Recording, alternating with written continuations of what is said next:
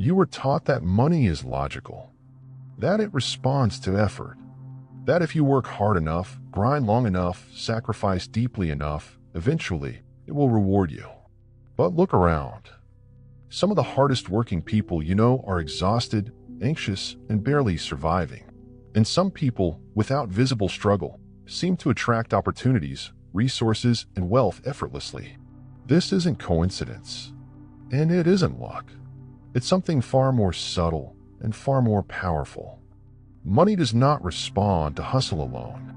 It responds to alignment, to emotional readiness, to the invisible field you are constantly broadcasting, whether you are aware of it or not. That field is your aura. And today, you're going to understand why your aura negotiates your income before you ever speak a word. Number one, your aura speaks before you do.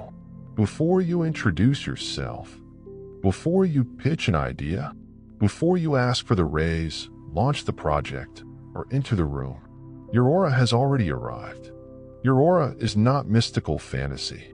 It is your emotional atmosphere, the sum total of your beliefs, nervous system patterns, self-concept, and unconscious expectations. Carl Jung would have called this the psychological field. Modern neuroscience calls it emotional coherence. Spiritual traditions call it energy.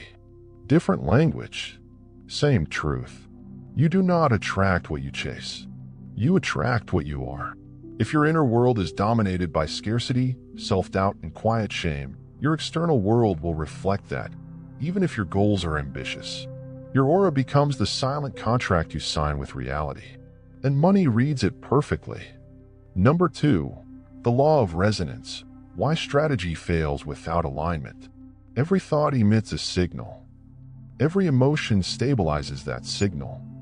Every belief hardens it into identity. This is the law of resonance, and it does not negotiate. You are either a magnet or a repellent.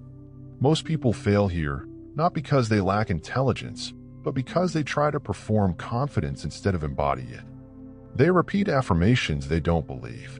They smile while their nervous system panics. They act as if while vibrating fear beneath the surface. And the world does not respond to words. It responds to frequency. Your aura cannot lie. If this is hitting home, comment alignment below. Engagement helps this message reach others who need it.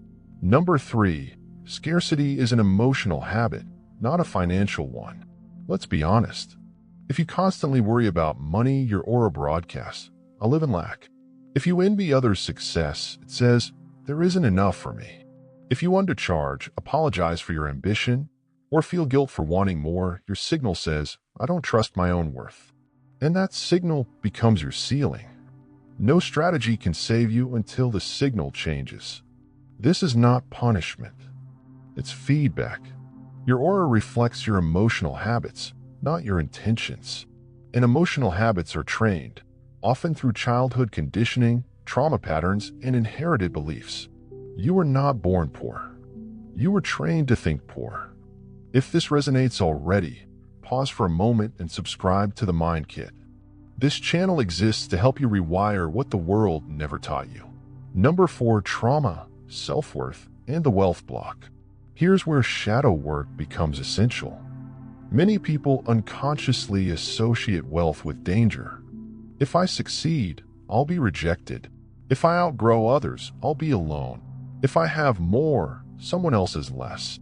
These are trauma-based survival beliefs, not truth. Jung taught that what remains unconscious controls our lives, and we call it fate.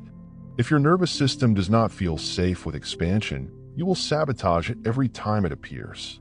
This is why lottery winners often lose everything.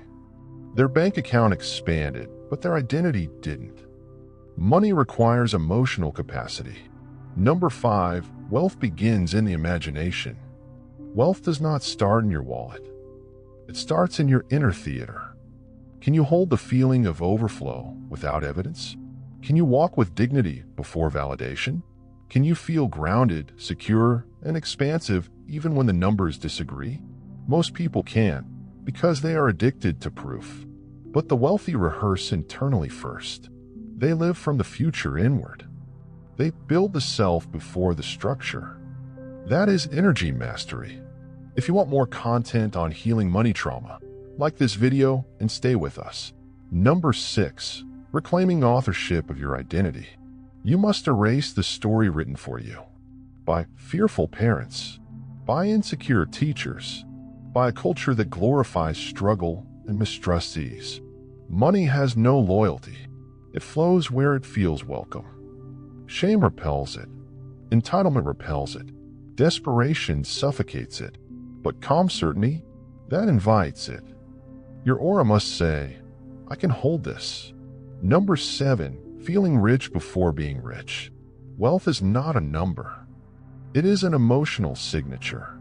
It feels like safety, expansion, calm, confidence, inner permission. If your body has never practiced these emotions, it will reject money when it arrives. So ask yourself, how can I practice wealth today? Not spending, not pretending, but posture, boundaries, clarity, self-respect. This is aura training. Number 8. Protecting your signal. You cannot train a magnetic aura while bathing in complaint, gossip, victimhood, chaos. What you consume becomes what you emit. Your environment amplifies your frequency. Change your inputs.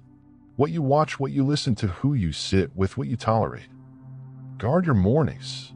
Protect your evenings. Turn your space into a sanctuary for the future you. Number 9. Letting the old you die. Sometimes the only thing blocking your wealth is the version of you that wants to be liked more than free. That version plays small. That version apologizes for power. That version fears responsibility. You must shed it. Not later.